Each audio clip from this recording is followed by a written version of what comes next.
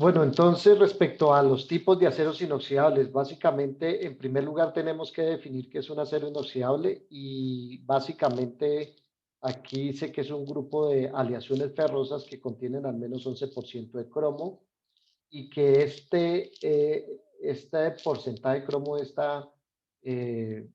digamos, elemento de aleación provee una extraordinaria resistencia a la corrosión por un efecto de pasivación que, bueno, eso ya ustedes de pronto lo saben. Generalmente donde yo utilizo los aceros inoxidables, así como para tenerlo claro, en toda la parte de medicina, en toda la parte quirúrgica, todo lo que tenga que ver con ontología también, yo necesito aceros inoxidables. En toda la industria de alimentos, o sea, si usted va a ir a una industria de alimentos, lo único que casi que se utiliza ya es los aceros inoxidables. Y en las industrias petroquímicas, obviamente también, dependiendo del proceso que yo vaya pues a diseñar la máquina, el equipo, la tubería, eh, bueno, la facilidad que se requiera.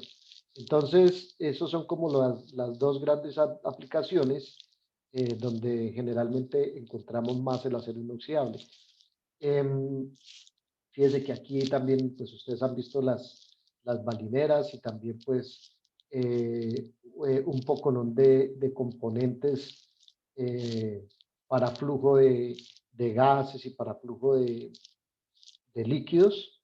Y generalmente estos aceros inoxidables se están clasificando en estos 5 tipos: aceros inoxidables ferríticos, aceros inoxidables martensíticos, aceros inoxidables austeníticos, aceros dúplex y aceros endurecibles por precipitación. No voy a entrar en mucho detalle qué es el ferrítico, martensítico, austenítico, simplemente voy a mencionar qué es. Cuando veamos el diagrama de fase hierro-carbono ya vamos a entender un poco más qué son estas palabras de ferrítico, martensítico y austenítico. ¿Sí? Eh,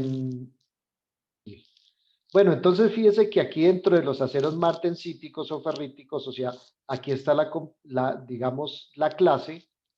eh, digamos que hay una característica de esos aceros y más o menos la composición que esos aceros tienen. Martensíticos siempre va a ser y ferríticos voy a tenerlo en la clasificación IC 400, es decir, 400, aquí sería 4XX porque esa X podría cambiar, o sea, toda la familia de los 400 son martensíticos y ferríticos. Martensíticos porque si yo miro ese acero al microscopio, la fase que yo voy a encontrar es una fase martensítica. Esa fase martensítica, pues bueno, vamos a verla más adelante. Y ferríticos, porque obviamente volvemos a lo mismo, es una fase ferrítica. La martensita es la fase más dura que se puede conseguir en los aceros, es decir, la que tiene mayor dureza, tiende a ser frágil.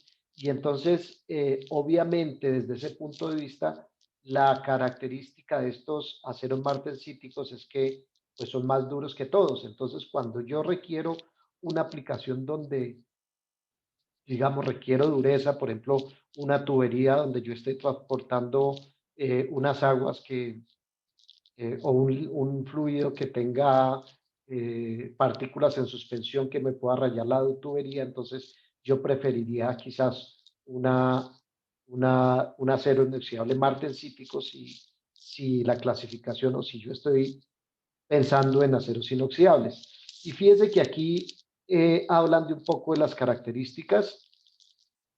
Dice, pues, moderada resistencia a la corrosión. Digamos que este martensítico no tiene tan buena resistencia a la corrosión como los otros. Eh, Quizás el acero inoxidable martensítico es el que tiene peor resistencia a la corrosión que todos, pero pues en ese momento yo estoy mirando resistencia a la corrosión, pero también dureza, ¿no? Fíjese que por aquí dice indurecible por tratamiento térmico, eso lo vamos a entender ahorita más tarde, ¿sí? Son magnéticos, esto es una característica interesante, ahorita explico por qué estoy hablando de esto. fíjese que eh, es pobre de soldabilidad. Esto también tengo que tener en cuenta cuando yo voy a escoger un material, no solo lo escojo por sus propiedades en servicio, recuerden, sino también tengo que tener propiedades en proceso. Entonces, digamos que yo tengo una tubería o voy a hacer un reactor y ese reactor lo hago a partir de una lámina y esa lámina tiene que ser soldada. Entonces, fíjese que aquí se tiene pobre soldabilidad. Pobre soldabilidad no quiere decir que no se pueda soldar, sino que los procesos de soldadura son mucho más demandantes, son más difíciles, tengo que tener mayor control en el proceso de soldadura, entonces digamos que son, sí, más difíciles y también en el control de calidad, ¿sí? Eh, Dice, después de ser tratados para endurecimiento, generalmente son utilizados en procesos de maquinado y formado en frío. Entonces, fíjese que aquí me están dando más o menos las características de ese martensítico. Los ferríticos, la ferrita, mientras la martensita es de las fases más duras que tiene el acero, la ferrita es de las fases más blandas, ¿sí? Entonces, digamos que este es un acero muy blando.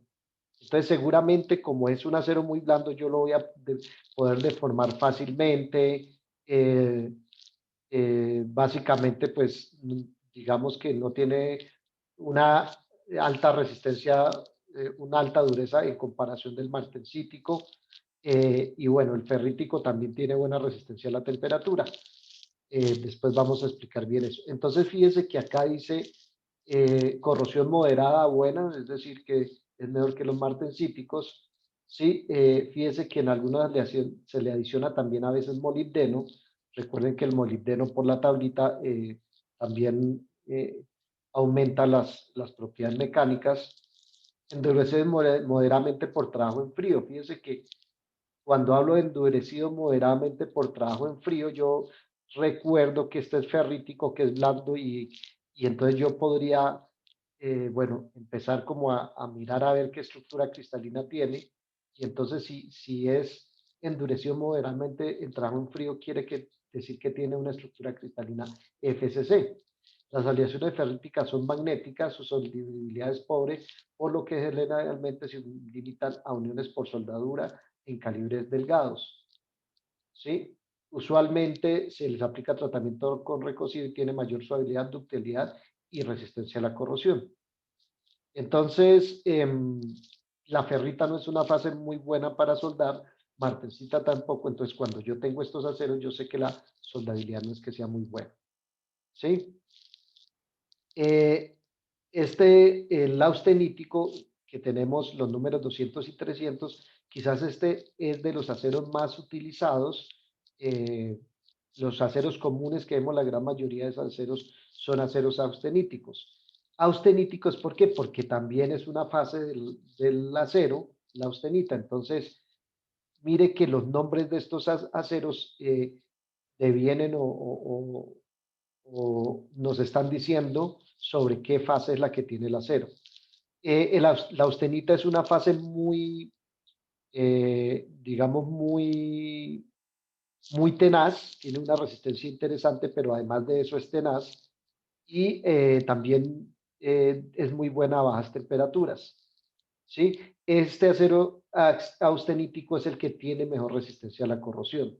Entonces, fíjese que dice, volvemos, endurecidos por trabajo en frío, no por tratamiento térmico. Es decir, a este señor no se le puede aplicar tratamiento térmico, pero sí tengo una excelente soldabilidad, por eso es que nosotros la utilizamos tanto. Y por su alta resistencia a la corrosión. Excelente factor de higiene y limpieza, formado sencillo y de fácil transformación, tiene la habilidad de ser funcionales en temperaturas extremas, bajas temperaturas, previniendo la fragilización y altas temperaturas. Son esencialmente no magnéticos, pueden ser magnéticos después que son trabajados en frío.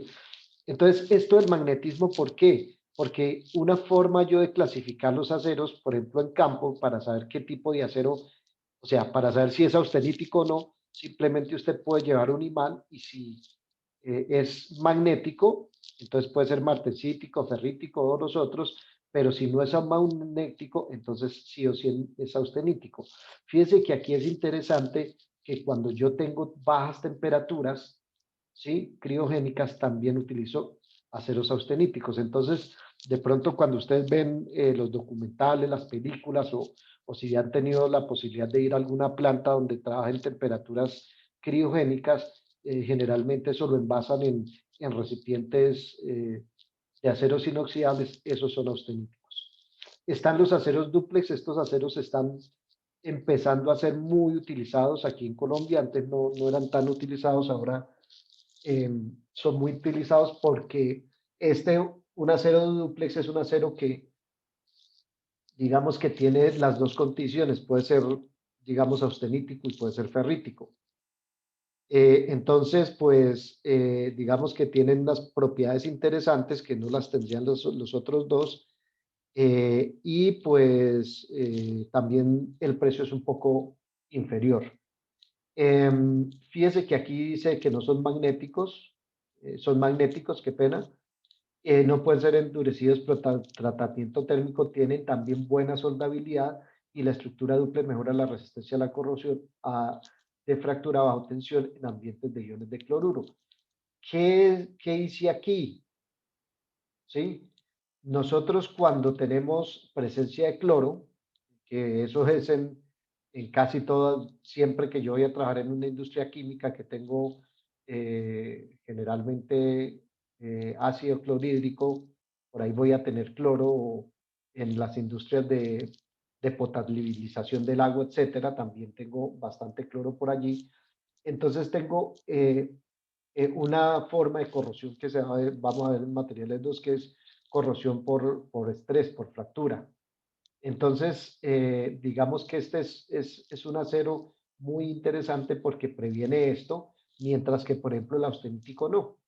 Entonces, por eso está siendo o es muy utilizado en las plantas de procesos. Y está este último que es endurecible por precipitación, básicamente es que tengo un precipitado, es un endurecimiento por precipitación, recuerda que ya lo habíamos hablado, ¿sí? Y entonces, pues obviamente este tiene mayor elementos de aleación para conseguir esa precipitación, lo cual lo hace un poco más caro. Y digamos, esos elementos que precipitan, obviamente van a hacer que sean de los aceros inoxidables que tengan mayor resistencia mecánica. Siempre que hablo de resistencia mecánica me estoy refiriendo al gel stretch y al tensile stretch. Y fíjense que dice que puede lograrse hasta aproximadamente 1800 megapascales, ¿sí? Esto debe ser del tensile stretch, excediendo la resistencia de los martensíticos. Y la resistencia a la corrosión es similar al 304. El 300 es un acero austenítico, es decir, que tiene buena resistencia a la corrosión y tiene buena soldabilidad. Entonces, básicamente eso es como, digamos, eh, lo de los tipos de aceros inoxidables. Y aquí podemos ver una tablita donde están los más comunes, los números más comunes. Entonces, quizás los que han tenido oportunidad de pronto ir a la industria o estar en contacto con ella, se habla mucho del acero 304, 316 y en algunas aplicaciones el 316L. Esta L generalmente que aparece, cuando aparezca esta L, eso significa que es low carbon, es decir, que tiene bajo carbono. Y fíjese que aquí más o menos me dicen de nuevo las características más resumidas y también las aplicaciones. Entonces fíjese que este martensítico dice aletas de turbina, vapor, partes de bombas, piezas de maquinarias, porque allí en esas partes donde tengo diferencia de presión va a haber algo que es la cavitación. No sé si hemos hablado de eso ya, si no más tarde lo hablaremos. Y también instrumentación quirúrgica, obviamente bisturís, etcétera. Por ejemplo, seguramente el, la cuchilla de afeitar, el acero de la cuchilla de afeitar que usted utiliza es un acero martensítico, porque recuerden que aquí lo importante es la dureza. El ferrítico, entonces fíjese que tenemos recipientes industriales, adornos, equipos automotriz y restaurantes. Y el austenítico, equipos químicos y de alimentos, recipientes a presión, cubiertas de aviones, hornos, válvulas, energía nuclear. Entonces fíjese que quizás este es el de aplicaciones más hacia los procesos, ¿sí? De los recipientes, etcétera. Está más en contacto de aquellas partes donde hay algún fenómeno que requiere que el material superficialmente tenga dureza, y este también pues es, digamos, es más general, pero fíjese que aquí lo que estamos hablando de adornos, equipo de automotriz, restaurantes, mire que aquí básicamente digamos que no tengo unas propiedades mecánicas muy altas. Finalmente, con esta tablita también podríamos ver en esos ambientes que nosotros vimos en la parte química, cuál es el comportamiento de esos aceros inoxidables, ¿sí? En los medios. Fíjense que, bueno, aquí están todos los aceros, pero si ustedes ven la comparación de los aceros inoxidables contra todo el resto de aceros, fíjense que él prácticamente es excelente en la gran mayoría de los medios, y en relación a los otros aceros, pues también se los va llevando. Fíjese que en bases fuertes y en ácidos fuertes, los aceros inoxidables no son, bueno, realmente ningún acero es muy bueno. Entonces, este es uso limitado, es decir, que se le va a dañar muy rápido. Este es aceptable, es decir, que sí se va a dañar, no, no tan rápido, pero pues se va a dañar. Y entonces, aquí cuando tengo, digamos, esos ácidos por debajo de un pH de 2 de 1, eh, ya de pronto el acero inoxidable no me es solución, y entonces empiezan a aparecer, recuerdan lo que hablábamos de las superaleaciones base níquel. Sin embargo, es interesante ver que es excelente para la gran mayoría eh, de los ambientes que hasta ahora hemos visto.